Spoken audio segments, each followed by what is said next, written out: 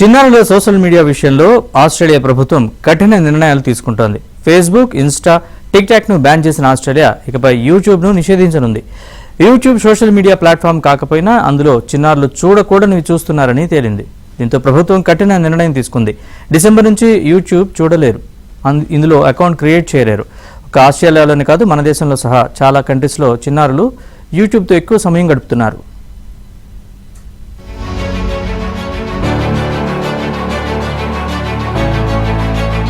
చిన్నారులు, టీనేజర్ల విషయంలో ఆస్ట్రేలియా ప్రభుత్వం సంచలన నిర్ణయం తీసుకుంది.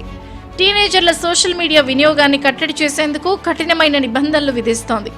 ఆస్ట్రేలియా ఇంటర్నెట్ వాచ్ డాగ్ నివేదికల ప్రకారం 10 నుంచి 15 సంవత్సరాల వయసున్న పిల్లల్లో 37% మంది యూట్యూబ్లో హానికరమైన కంటెంట్ను చూశారని తేలింది. దీంతో యూట్యూబ్ని కూడా నిషేధ జాబితాలో చేర్చారు. దీంతో ప్రపంచంలోనే మొదటిసారి యూట్యూబ్ నిషేధించిన జాబితాలో చేరింది ఆస్ట్రేలియా.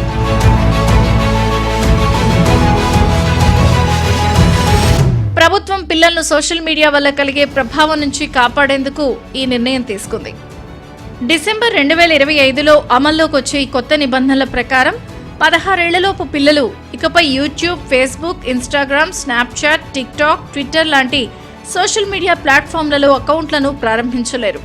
ఈ నిబంధనలను ఉల్లంఘిస్తే కంపెనీలపై 400 కోట్ల రూపాయల వరకు జరిమానా విధించనున్నారు.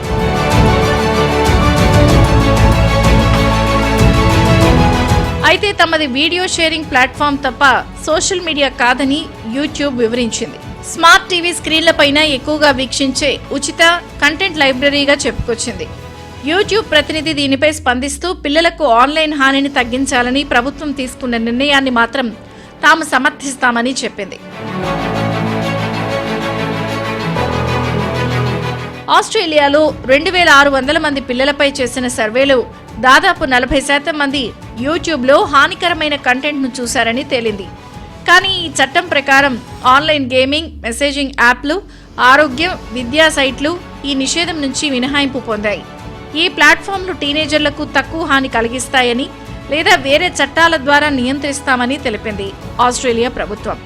ఫేస్బుక్, ఇన్స్టాగ్రామ్, స్నాప్చాట్, టిక్టాక్ వంటి ఇతర సోషల్ మీడియా కంపెనీలు తమను నిషేధించి యూట్యూబ్కు ఎందుకు మినహాయింపు ఇవ్వడమంటూ గతంలో వాదించాయి.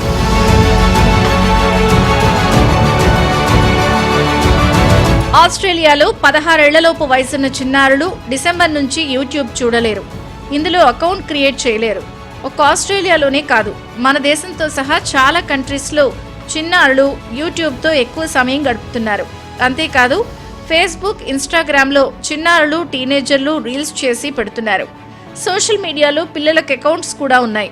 దీన్ని కంట్రోల్ చేయాలని తల్లిదండ్రులు సైతం కోరుతున్నారు.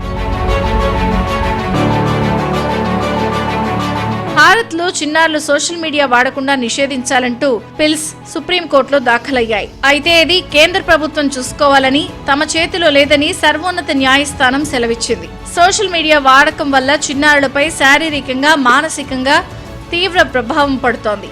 మన దేశంలో యువత ప్రపంచంలోనే అత్యధికంగా సోషల్ మీడియాలో గడుపుతున్నారు. మహారాష్ట్రలో 9 నుంచి 17 ఏళ్లలోపు పిల్లలు 17% మంది రోజు 6 గంటలకు పైగా సోషల్ మీడియా, గేమింగ్ ప్లాట్ఫామ్లలో గడుపుతున్నారు. ఇది వాళ్ల చదువులపై, జీవన శైలిపై తీవ్ర ప్రభావం చూపెడుతోందని ఓ అధ్యయనం వెల్లడించింది. ఆస్ట్రేలియా, యూకే, అమెరికాలోని పలు రాష్ట్రాలు మైనర్లు సోషల్ మీడియా ఉపయోగించకుండా కఠిన నిబంధనలు అమలు చేస్తున్నాయి. మన దేశంలో మాత్రం ఎలాంటి నియంత్రణలు లేవు. భారత్ లాంటి పెద్ద దేశంలో అలాంటి చట్టాలు అమలు చేయడం కూడా అంత తేలిక కాదు.